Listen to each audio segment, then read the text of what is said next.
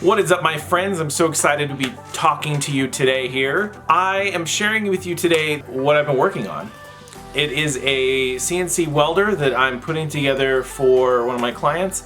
And so here is the clip of me working on it and putting it together.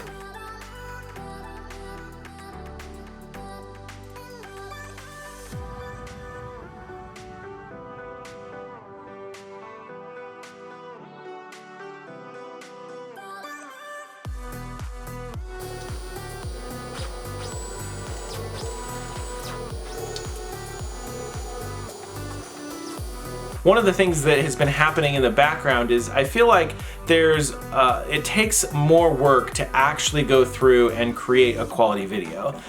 So I'm still committed to putting a video out there every day, and so I am in the background doing additional work to put together some better videos, and working on those across a few days, and then I'll publish that as one of my videos for the day. But for now, this is the process. I'm going to just share with you, document the day that I've had, and then put together better videos as I am able and capable. I hope that you were able to get done what you needed to get done, concentrate where you needed to concentrate, and possibly even make some money.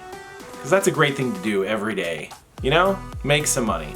All right, I will see you in the next one. Peace.